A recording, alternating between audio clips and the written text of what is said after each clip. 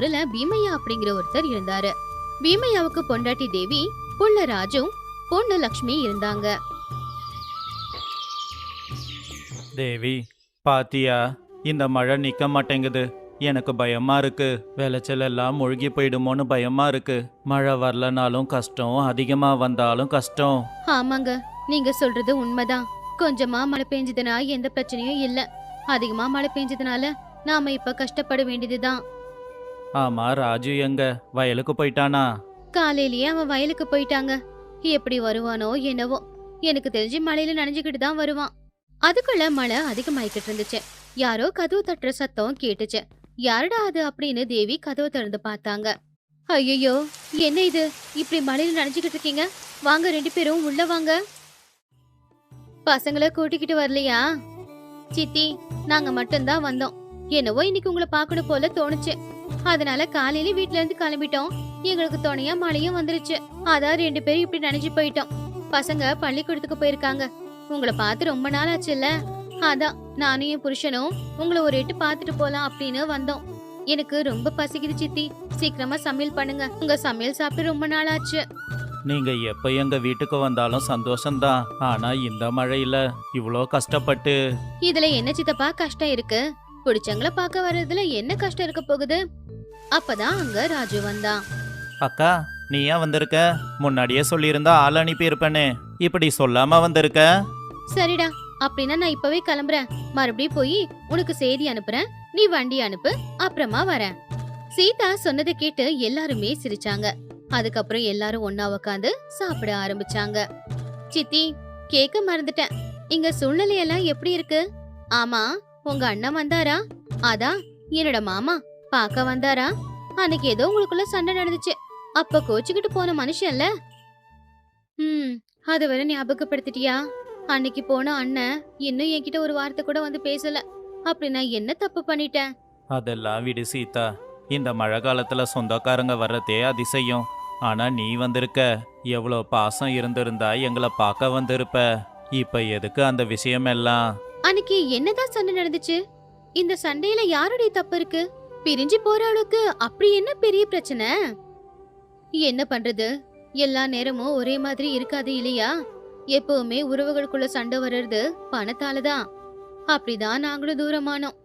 கவலைப்பட சித்தி, மறுபடியும் ஒன்னா சேர்ந்துருவீங்க. மழை அதிகமா பெஞ்சுக்கிட்டு இருந்துச்சு. அப்பா, விடாம மழை பெஞ்சதால பக்கத்து ஊருக்கு போற வழியெல்லாம் தண்ணியில மூழ்கிடுச்சான். இப்ப நம்ம ஊர்ல இருக்கிற யாருமே இங்கிருந்து வெளியில போக முடியாது. இப்ப நாம எதுவும் செய்ய முடியாதுடா. எல்லாரும் நல்லா இருக்கணும் கடவுளேன்னு அந்த கடவுள்கிட்ட வேண்டிக்கிறத தவிர. இப்படி சில நாட்களும் போச்சு. ஒரு நாள் லக்ஷ்மி ராமையா கிட்ட, என்னங்க, நாளைக்கு எங்க அண்ணன் நம்ம வீட்டுக்கு வராராமா. அதுவும் குடும்பத்தோட வராராமா. எனக்கு ரொம்ப சந்தோஷமா இருக்குங்க. என் மேல இருந்த கோவம் எல்லாம் போயிடுச்சு போல. அப்படியா? இத கேட்கும்போது சந்தோஷமா இருக்கு. நல்லதா போச்சு. அவங்க வந்த நேரம் மழை இல்லாம இருந்தா நல்லாதான் இருக்கும். அவங்க வந்தா வீட்ல தங்க இடம் பத்தாது. கொஞ்சம் பெரிய வீடா இருந்திருந்தா நல்லா இருந்திருக்கும். சரி சரி, இன்னைக்கு நான் வீட்டை பெருசா கட்டிடுறேன். உங்க அண்ணன் குடும்பம் வந்தா சந்தோஷமா இருக்கட்டும். என்னங்க இப்படி சொல்றீங்க? இப்படி பேசாம வேற எப்படி பேச சொல்ற? இத்தனை வருஷமா நம்ம வீடு சின்னதா இருக்குன்னு நீ சொன்னதில்ல. ஆனா இப்போ உன் அண்ணன் குடும்பம் வரப்போகுதுங்கிறதால வீடு சின்னதா தெரியுதா? ராமையா சொன்னதை கேட்டு தேவி சிரிச்சாங்க. அடுத்த நாள் ராமையா தேவி கிட்ட இப்படி சொன்னாரு.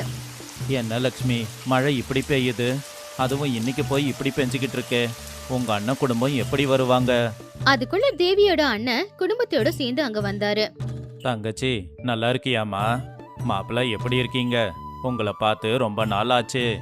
அண்ணா, எனக்கு ரொம்ப சந்தோஷமா இருக்குண்ணே. நீ மறுபடியும் என்ன வந்து பார்த்து இப்படி பேசுவேன்னு நான் கனவுல கூட நினைச்சு பார்த்தது இல்லைன்னு. இவ்வளவு மழையில எப்படின்னா வந்த? என்ன மன்னிச்சிடுமா. இத்தனை நாளா நான் உன்கிட்ட பேசாம இருந்துட்டேன். பரவாயில்ல, நீங்க வந்தது சந்தோஷமா இருக்கு. என் பொண்டாட்டி முகத்துல இப்பதான் சந்தோஷத்தை பாக்கறேன். சில உறவுகள் அப்படித்தான். என்னதான் மனஸ்தாபம் வந்தாலும் கடைசியில ஒரு நாள் ஒன்னா சேர்ந்துடுவாங்க. ஆனா இவ்வளவு மழை பெய்யுதே, வழியெல்லாம் அடிச்சுக்கிட்டு போச்சு. நாங்க எப்படி வந்தீங்க? வர வழி எது இருந்துச்சு? அதுவாமா, மனசு வச்சா வழி பிறக்க போகுது. உன்னை பார்க்கணுங்கிற ஆசை என்ன அப்படியே கூட்டிக்கிட்டு வந்துடுச்சு. அப்ப அவருடைய மனைவியான சாந்தி, ஆசையும் இல்ல ஒண்ணும் இல்ல. ஒரு படகு எடுத்துக்கிட்டு தான் வந்தாரு. இந்த நேரத்துல போய் ஆகணுமான்னு எல்லாரும் கேட்டதுக்கு என் தங்கச்சி இன்னைக்கே பார்த்தாகணும் அப்படின்னு அடம் பிடிச்சுல வந்தாரு. ஓ, அப்படியா? அதான் நானும் நினைச்சேன். ஆமா மச்சான், இத்தனை நாளா நீங்க என்ன பண்ணிக்கிட்டு இருந்தீங்க? அன்னைக்கு எனக்கு பண தேவை இருந்துச்சுன்னு தான் உங்ககிட்ட வந்தேன். ஆனா நீங்க என்கிட்ட பணம் இல்லைன்னு சொல்லிட்டீங்க. அன்னைக்கு நான் கொஞ்சம் கூட முன்ன பின்ன யோசிக்காம உங்களை விட்டுட்டு போயிட்டேன். ஆனா அன்னைக்கு உங்களோட நிலைமை எப்படி இருந்துச்சுன்னு நான் கொஞ்சம் கூட யோசிக்கல. ஆனா சில நாட்களுக்கு அப்புறம் நீங்க கொஞ்சம் கொஞ்சமா பணத்தை சேர்த்து என் பொண்டாட்டி சாந்தி கிட்ட கொடுத்துருக்கீங்க. அதை என்கிட்ட சொல்லக்கூடாதுன்னு சொல்லிட்டீங்க. ஏன் அப்படி செஞ்சீங்க? எல்லா மனுஷங்களுக்கும் கோபம் வரும். அந்த சூழ்நிலையை நாம தான் புரிஞ்சுக்கணும். அன்னைக்கு உங்களுக்கு கோபம் வந்துச்சு, ஏன்னா உங்க நிலைமை அப்படிப்பட்டது. அன்னைக்கு நாங்க சொன்னாலும் நீங்க கேட்குற நிலைமையில இல்ல. பரவாயில்ல, எப்படியும் தானா கோபம் குறைஞ்சிடும். கொஞ்ச நாள் பொறுமையா இருக்கலான்னு தான் நாங்க விலகி வந்துட்டோம். அன்னைக்கு நீங்க பணம் கொடுத்ததுக்கு அப்புறமா என்னோட வியாபாரம் மறுபடியும் நல்லா வளர ஆரம்பிச்சது. எல்லாத்துக்கும் காரணம் உங்க தங்கச்சி தான். அண்ணன் வியாபாரம் நல்லபடியா நடக்கணும்னு தான் அவ பணத்தை ஏற்பாடு பண்ணி கொடுத்தா. சும்மா கொடுக்கல, அவளுடைய நகைகள் எல்லாத்தையுமே அடகு வச்சு தான் பணத்துக்கு ஏற்பாடு பண்ணா. அது மட்டும் இல்ல, பணத்தை கொடுத்து அந்த நகைகளை மீட்டுக்கிட்டு வானா உங்க தங்கச்சி கேட்கறதில்ல. எங்க அண்ணன் வந்து பாசமா மீட்டு கொடுப்பாருன்னு சொல்றா. அப்ப ஒரு சத்தமா சிரிச்சு, எனக்கு தெரியும், அதனால தான் அந்த நகைகளை நானே மீட்டு கொண்டு வந்தேன். என் தங்கச்சி மனசு எனக்கு தெரியாதா? பாத்தீங்களா எங்க அண்ணன் மறக்கவே இல்ல.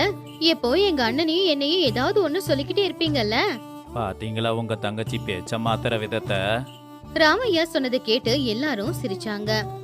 மழை நிக்கிற மாதிரி தெரியல, என்ன பண்றது? நான் ரொம்ப சந்தோஷமா தான் இருக்கேன். இப்படி சுத்தமான மழையில இப்படி சுத்தமான மனசோட இருக்கிற என் தங்கச்சி கூட இருக்கிறது எனக்கு ரொம்ப சந்தோஷம்தான். ஆ, மழை காலத்துல சொந்தக்காரங்க வந்தா எப்படி இருக்குங்கிறத நான் உங்க மூலமா இப்ப பாத்துக்கிட்டு இருக்கேன். ராஜு, மழை விட்டா மாதிரி இருக்கு, வா வயலுக்கு போயிட்டு வரலாம்.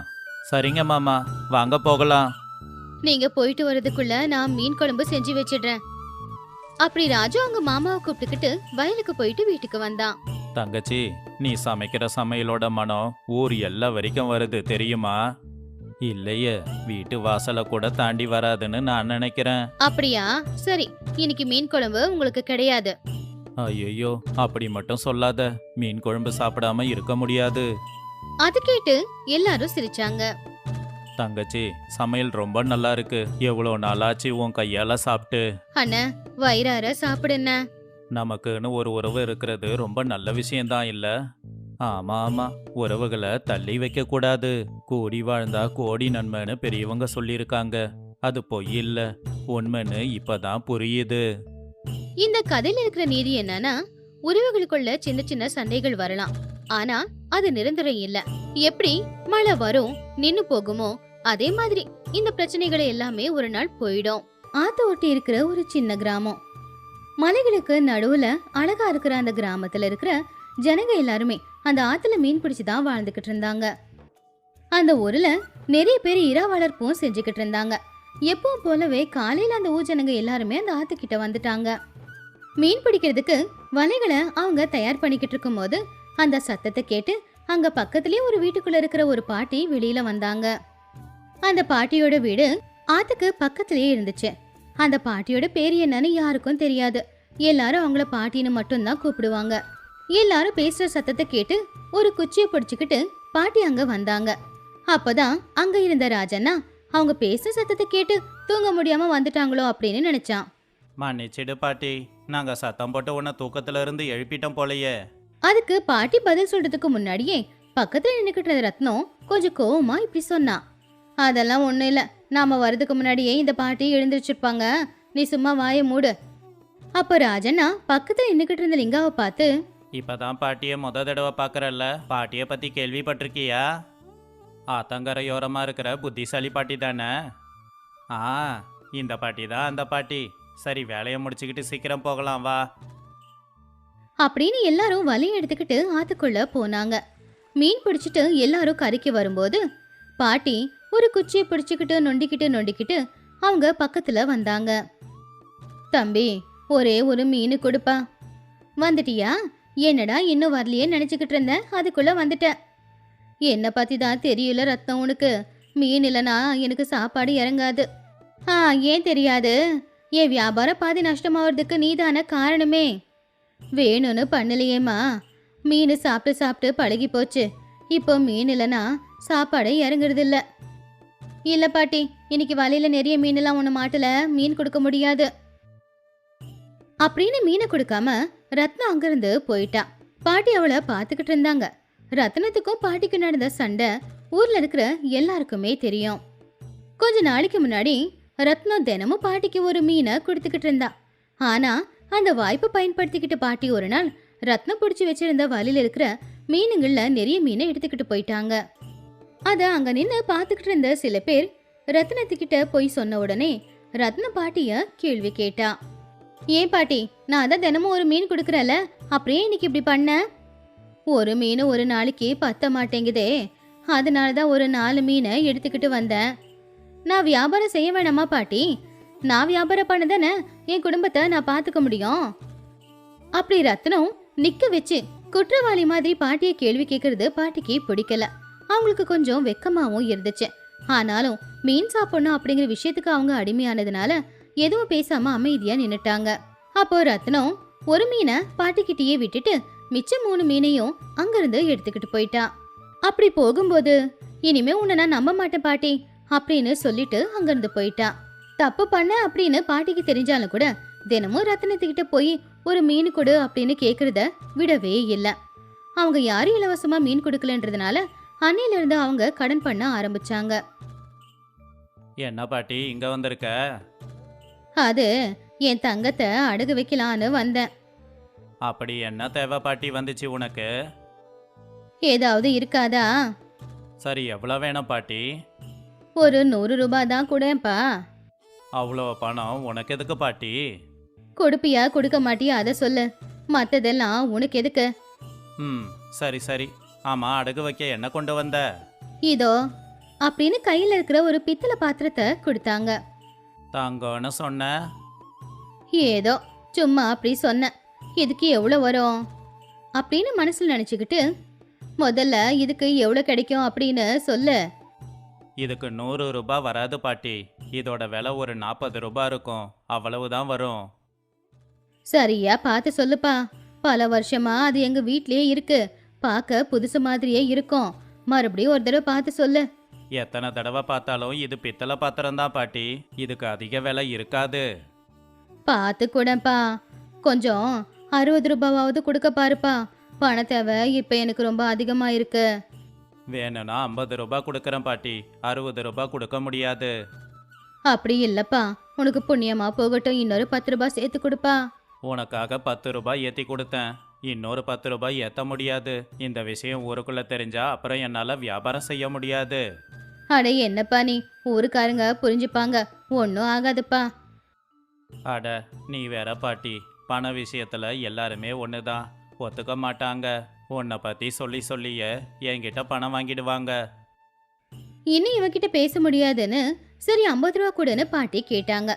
சரி 50 ரூபா கொடுக்குறேன், எத்தனை நாளுக்கு அப்புறமா பணத்தை திரும்ப கொடுக்கணும் அப்படிங்கிற விவரத்தை சொல்லி அந்த பாத்திரத்தை வாங்கிக்கிட்டான். பாட்டி சந்தோஷமா அந்த பணத்தை எடுத்துக்கிட்டு அங்கிருந்து போயிட்டாங்க. அன்னைக்கு அவங்க பட்னியாதான் படுத்தாங்க. ஆனா அடுத்த நாள் காலையில மீன் பிடிக்கிறவங்க பக்கத்துல போய் நின்னப்போ, பாட்டி உனக்கு சாப்பாடு போடுறதுக்கு நாங்க வேற விதமா யோசிச்சுக்கிட்டு இருக்கோம், இப்படி வந்து கேட்காத. அதை கேட்டு பாட்டிக்கு ஒண்ணுமே புரியாம அவங்க எல்லாரையுமே ஆச்சரியமா பார்த்து என்ன பேசிக்கிட்டு இருக்கீங்கன்னு கேட்டாங்க. நீ தினம் இப்படி வந்து கேட்கறது பிடிக்கல பாட்டி, அதான் நம்ம ஊர் வயசானவங்களுக்கெல்லாம் சாப்பாடு போட முடிவு பண்ணியிருக்கோம்.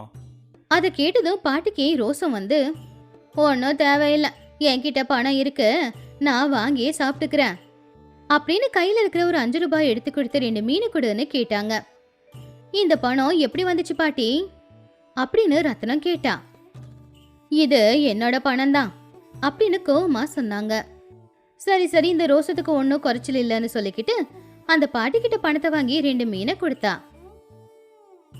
சரி அப்படின்னு சொல்லி பணத்தை கொடுத்துட்டு அந்த 2 மீனை வாங்கிக்கிட்டு வீட்டுக்குள்ள போனாங்க பாட்டி.